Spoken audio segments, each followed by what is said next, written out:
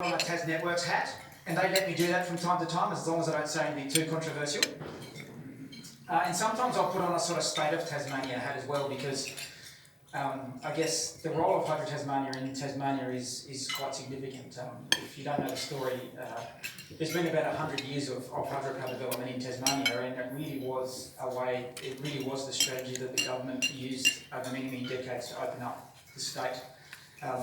So basically hydro industrialisation. So it's the story of hydropower in Tasmania is inextricably linked, and it's in the DNA of Tasmania in general. So if anyone either comes from Tasmania or has been there, if you come from Tasmania, it's more than likely that you'll know someone who knows someone who either did work at the hydro or still works at the hydro. It's that sort of thing.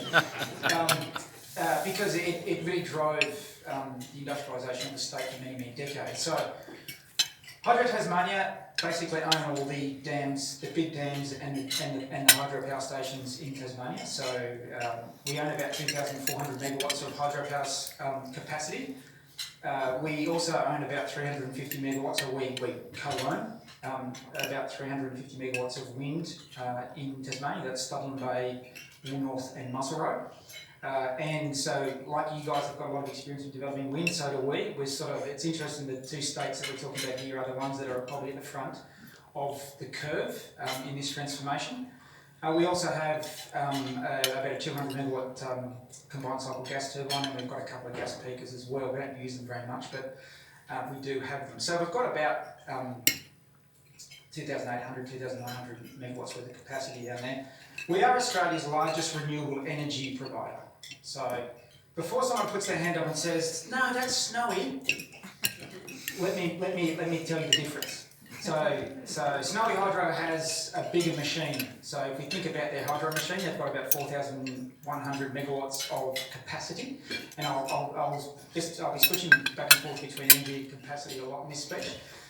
Ours is about 2,400, so clearly their engine is bigger, but we produce almost a third more energy into the NEM than they do. So what that means is that the main use of the Snowy Hydro machines are for capacity, because they sit right in the middle of the two biggest regions. It's sort of obvious.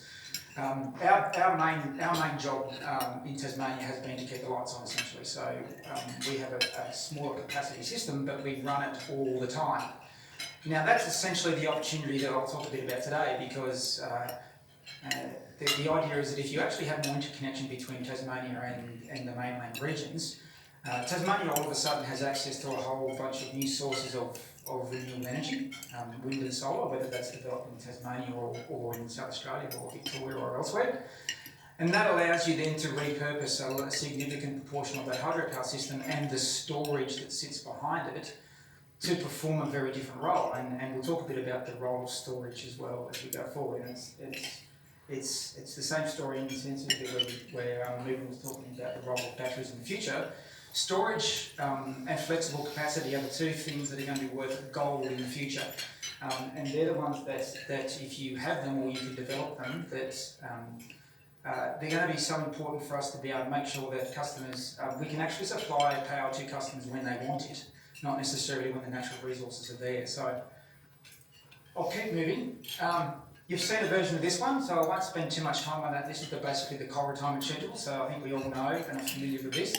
The really interesting thing is that there's not a lot of things that can push that cliff face to the right, but there are many things that can drag elements of it to the left. And if you drag some of those drop-offs to the left, you're running out of time. Anyway, that's my view. The other interesting thing is that when Hazelwood went out, it caused a bit of a ruckus in the market. But imagine losing like the size of a Hazelwood every year for like 10 years running. But our analysis shows that the actual impacts compound each other. So I look at this, and for people that aren't familiar with the electricity industry, I sort of describe it as like you're going to take the whole national road network and replace it in 25 years. If you said that to anyone, they'd just laugh at you and say that's ridiculous. But essentially, that's what we'll probably end up having to do in the power industry in Australia between now and 2050. This one really shows you what's coming. So it's clear that the technology race, to a large extent, has been won, and it is variable renewable energy that will be coming in and replacing all of that brown and coal-fired generation. It's coming in a large amount. These numbers only take you out for a couple of years, and then there's the speculation as to how that's going to go after that. But it's very clear that when people say transformation is coming, it's actually already started. And I think you guys feel that just as much as anyone does in the market. I've got a couple of slides here to sort of show you, this view that I think both Tasmania and South Australia are at the front end of the pack when it comes to this transformation. This is a graph that I've shown a couple of times where it shows the renewable penetration ratios, and Ireland and Texas are often rolled out as the sort of poster child of renewable energy penetration, but clearly you guys are way out in front. Noting though that this doesn't include countries or regions that have hydropower in them, because then that's a completely different set of graphs altogether. And that's why Tasmania often doesn't figure in the conversation around renewables penetration, is because we're basically a renewable energy engine anyway, predominantly hydropower and wind. So, and when you've got a power system that's full of hydro machines, well then it's a very different set of challenges that you're faced with. What we do a lot of in Tasmania though is manage very, very high penetration of non-synchronous generation. So this graph is really busy, but what this basically says to you, the 50% and the 70% penetrations are usually the ones that are used globally as sort of benchmarks. So we regularly manage our system with over 50% of non-synchronous generation, and we've been well over, as you can see there, on many occasions we've been over 70%, up to about 75, 76% as well. What that actually means in practice is that at those times we're running Bass Link, which is the current interconnector, on full import, and we've got a lot of wind blowing, and they take up around about 75% of the total load in Tasmania at any single point in time. So basically what we're, the current Bass Link cable is somewhat limited in some of the ancillary services it can provide, because it's 20-year-old technology in a sense. So to be able to do this, we've had to do some really interesting things in Tasmania to get these levels of penetration. So we do some pretty interesting things with the hydro machines. We've got a number of machines we use as synchronous condensers, so they're basically spinning on the system. We also have some quite sophisticated controls in some of our machines that actually manage some of the ancillary services on island as well. And then we also have a lot of special protection schemes set up that involve us as the main generator, and also a whole bunch of customers in Tasmania, that allows us to achieve these levels of non-synchronous penetration, and allow us to really maximise the value of the assets that have been invested in the system. So this is the sort of thing that, so we've come up with solutions for problems that we've had over the past 10 or 15 years. The problems that will come for the rest of the market will be the same from a physical fundamentals perspective, but they will be very different because the mix of technologies that will be in play will dictate, how various elements of the network will need to respond. But essentially, these are the sorts of things that I think the electricity market in general is going to have to get a lot used to managing. And yeah, we've certainly got a strong view from our experience that collaboration across the whole value chain does deliver you the best results. It's how you sort of unlock that potential. For us, it was relatively straightforward, and I'll put that in inverted commas, because the ability for us to collaborate with the transmission network service provider and major customers in what's a relatively small energy system was we were able to do it to get these outcomes. It'll be interesting to see how the market structures will need to change as we move forward to allow these sorts of collaborative, efforts to take place in the market of the future. This is another version, of what's coming in terms of the change, and this is the one that's out of AEMO's Integrated System Plan from 2018, and it's probably actually old now, but AEMO haven't released a new one yet. But I put it up here because I mainly put it up there to focus on the storage element. So if you look at where we are now, we don't really have a lot of storage in the system, and we really haven't needed it. And the storage that we do have, it's mainly there because of hydropower systems, and it's there just through the fact that that's where the fuel gets stored. You can see that the purple and the light green are the two bars that represent the requirement for storage in the future. So the purple one is what they call utility scale storage. So that's very, very big, I guess, big in terms of megawatts, but also big in terms of storage duration. And that's the other thing that's important for storage. It's about the amount of megawatts you need, the flexible capacity, but it's also how much you can store at any one point in time. And the light coloured green is the distributed storage. So that's the expectation that there's going to be a lot of batteries planted all through the system.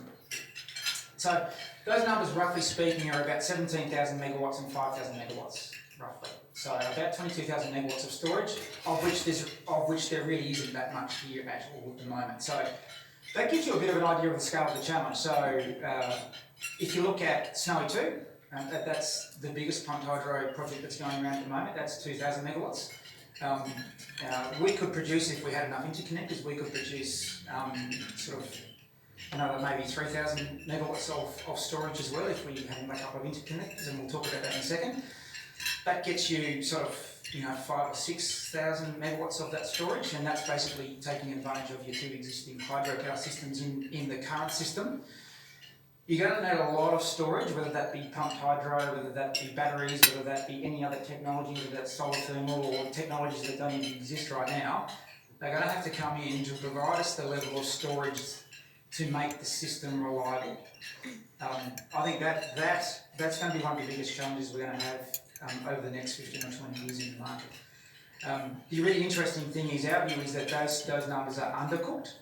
We believe they're undercooked because modelling gives you perfect foresight, and we've been managing large storages for many, many decades, and what we know is that you never have perfect foresight. You can't predict the future. So what you actually need is more storage than you think you need. So we actually think these numbers are undercooked, so we only need more than what we think at this point in time. And we'll only learn that as we start to roll out large levels of storage in the system, and then we'll actually see how the system responds to that rollout. But yeah, let's get to the bit about, I guess, are we better together in this interconnection sort of stuff, which is what John sort of asked me to come over here in the first place. Look, I think we've got a view that the best outcomes for customers is if we can maximise the value of our natural resources in the whole system. So, and we believe that there's lots of natural resources across the country. We know that Australia is blessed with great solar resources, great wind resources, and we've got hydropower resources that largely have been developed, but we need to do a lot more pumped hydro development as well. If we can share these resources, we can actually optimise the amount of them that will need to be built to replace the current generation fleet. And if we can optimise that mix and only build what we need, surely that'll be the best outcome for customers. So that's a really interesting idea, because in the current market environment where we had a lot of centralised coal-fired generation, and we still do, we've got interconnectors that are pretty stringy. They just sort of connect they just sort of sit on the top of the regions in a sense, and they just connect sort of almost the cream on the cake, and they move a little bit of energy around. But if we have a system that is predominantly run by natural resources, being wind, solar and water, well, if we want to optimise the outcomes for customers at a national level, we're going to need to think about actually putting a lot more interconnection in than we do at the moment. And the ISP talks a lot about the need for more interconnection. And we've got this interesting scenario playing out where in the old world, there was this sort of thin connection between transmission decisions and generation, and what I mean that is in terms of one being the replacement of the other.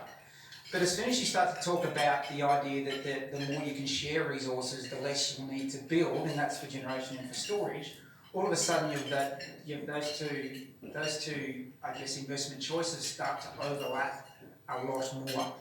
And I think the decision making from a market perspective around how do we optimise that balance of how much interconnection we put in between the existing regions and the new renewable energy zones, how do we balance that investment with the actual generation that's then required to be built, I think it's going to be a really, really interesting question. And it'll be a really complex question because you won't be able to assess one interconnector on its own anymore, because the more interconnectors you put in, the more integrated the system will become and the more they'll impact each other. So it's going to be a really interesting ride as to how we manage this balance between how much interconnection do we really need in this new system to get the best outcomes for customers. Because at the end of the day, we do need to always remember that we don't exist here just to build generation stuff, even though for engineers we love doing that. We are actually here to provide the lowest cost, most reliable energy we can to customers, because that's what underpins the economy. So, the idea is that we're going to have to share our resources and we're going to have to learn how to do that into the future if we want the best outcomes for all customers in the net. These 4 dot points were released by EMA on their insights page, which spoke a lot about interconnection and storage, particularly this issue. So this issue you see on the left is that you've got 2 big storages that have got a lot of investment opportunity as well. You want to take advantage of the existing storages that are there, but you also want to make sure that you optimise the investment into the future. But you need interconnection to be able to do that for both systems. So what you see up there for Snowy 2 is HumeLink is the transmission or interconnection that's required to send, I guess, the produce from Snowy 2 north into New South Wales.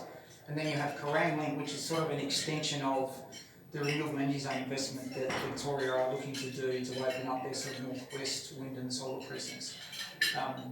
And for battery donation, which is the Tasmanian element of this opportunity, you've clearly got a constraint where you can't do any of this, and you can't maximise the benefit of those vast storages unless you actually have more interconnection between, in this instance, between Victoria and Tasmania. So it's really interesting that they released these reports together, because these things go together, and also the storage reports that they released were really interesting, because storage being a relatively new concept for us in Australia, it's not something we really have to deal with a lot.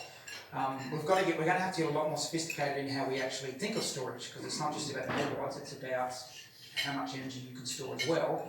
And it's the range of services that those devices or those technologies will be providing in the future. It's not just about storage and bulk energy transfer, it's going to be about all the other ancillary services that will need to be provided as well. So it's really heartening from our perspective that they are starting to talk about things like deep storage and shallow storage, because then it allows a conversation to evolve around the varying sorts of technologies that we are going to need, but also the services that we think they're going to need to provide as well. Okay, let's get to the Tasmanian bit of the story, I guess. So I guess the advantage or the idea for the Tasmanian development initiative or proposal is that you've got a significant storage reservoir in Tasmania already with a significant amount of flexible capacity that sits there. Then in some senses could be put to a lot better use if it was more integrated with the rest of the market. At the moment it's doing a job that a lot of the time wind and solar resources could do, and that is keeping the lights on most of the time. So the idea here is that you've got an existing hydropower system with up to 14 terawatt hours of storage. So where Australia's the largest water manager, it's probably the easiest way to look at that. Our storages are huge. The Gordon Lake, if anyone's had the opportunity to go there, it's 25 times as big as Sydney Harbour. It has a very fancy double concave dam for the civil engineers amongst us, if there's any here. That dam there sort of is double concave. It was the world first when it was designed. If you ever get to abseil off it, which you can do, it's a lot of fun. I advise you do it. You stand at the bottom of that dam, by the way, because it's double concave, and you're actually standing under the dam. It's sort of a bit of a freaky experience, but if you ever get the chance to go up there, it's well worth the visit.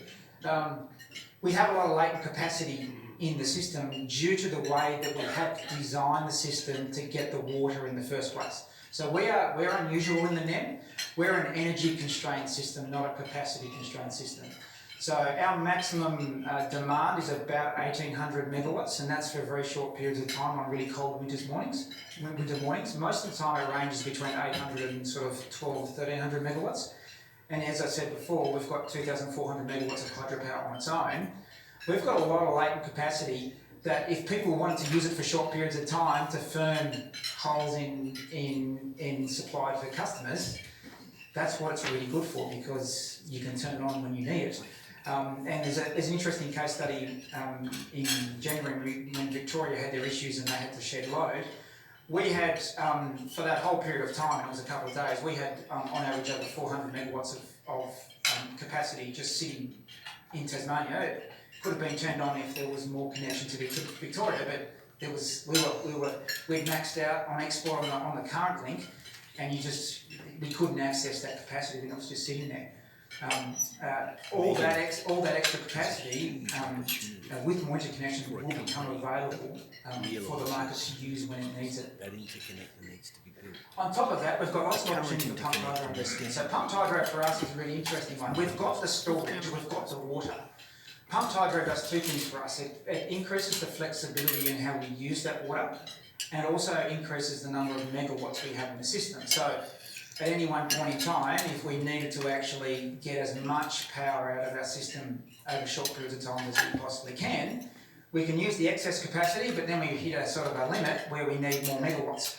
And essentially that's what pumped hydro investment would do for us. And we've got lots of great opportunities. They're big opportunities in terms of megawatts, but they're also big in terms of storage. So if you look at the two on the left in particular, 31 hours and 24 hours of storage, our view is that as you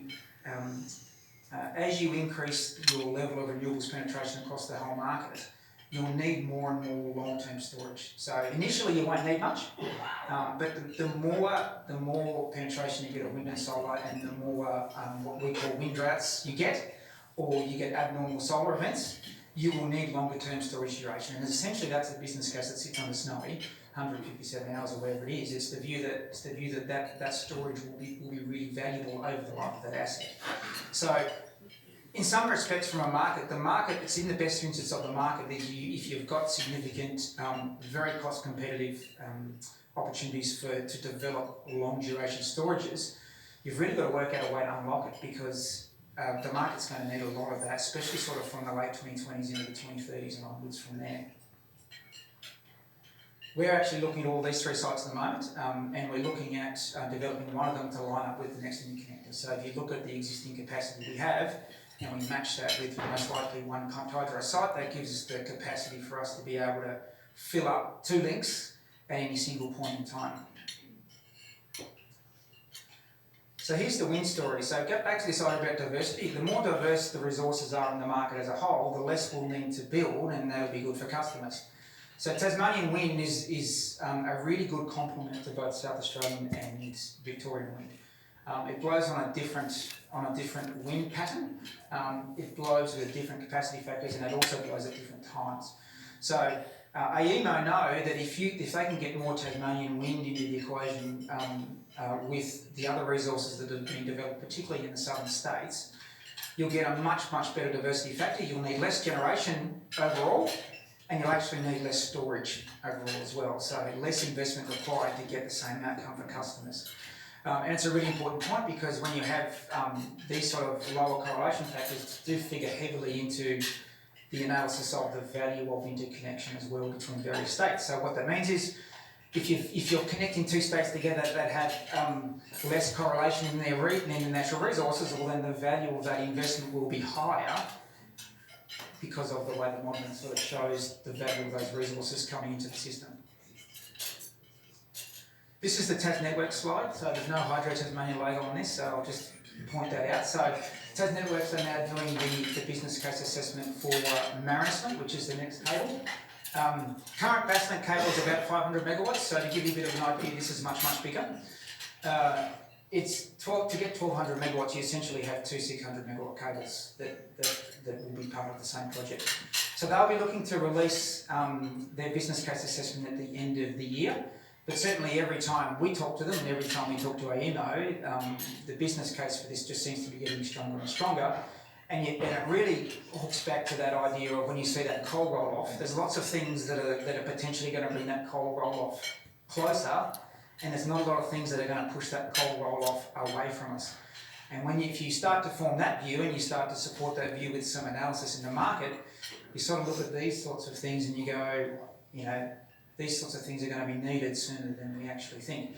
And to get a bit of an idea, Yalon's about 1500 megawatts, I think. I don't think it produces that much now, but that's what it was rated at initially. It's about probably 1350 or 1400.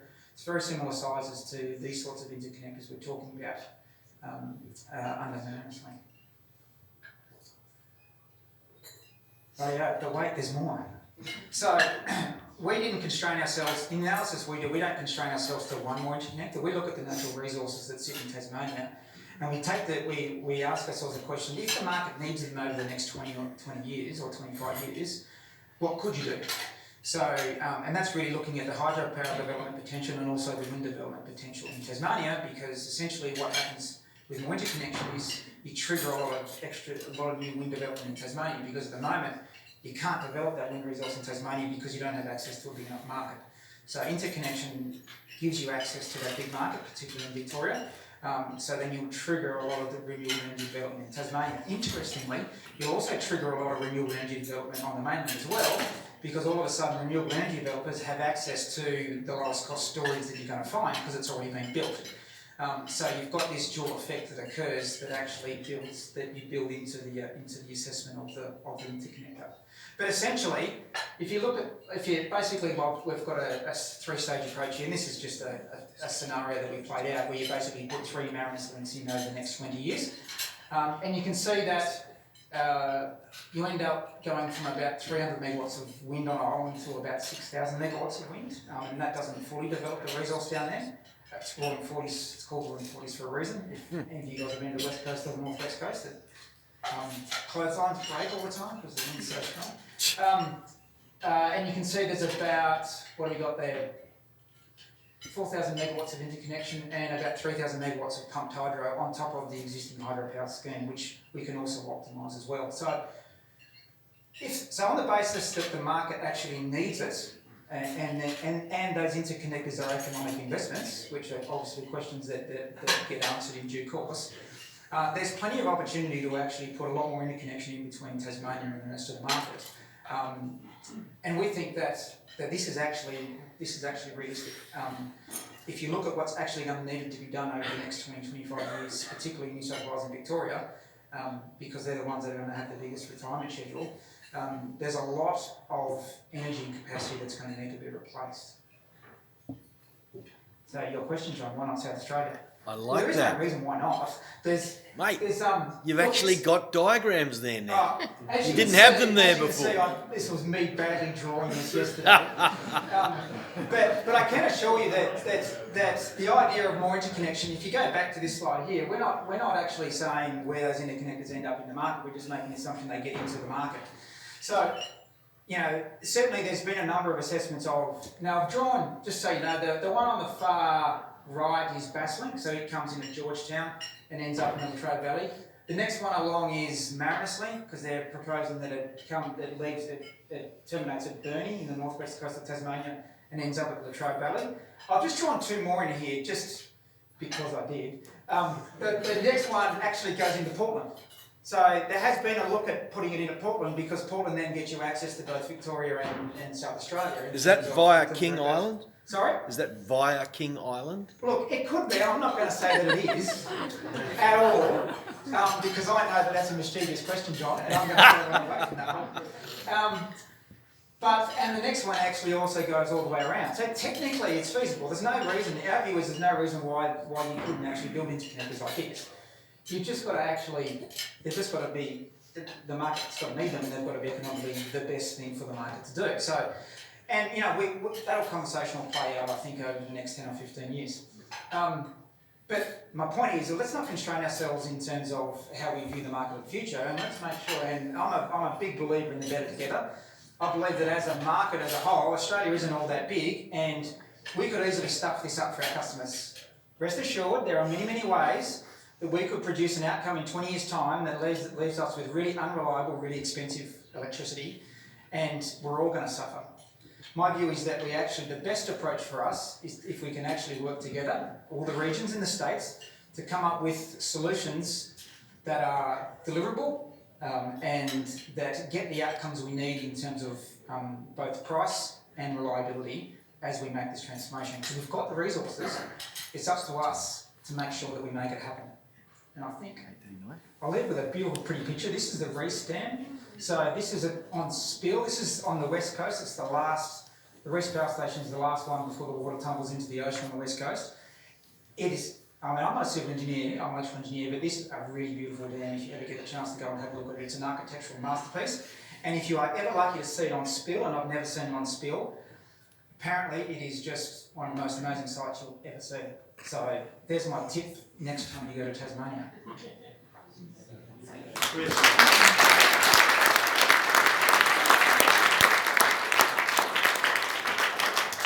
Questions and answers.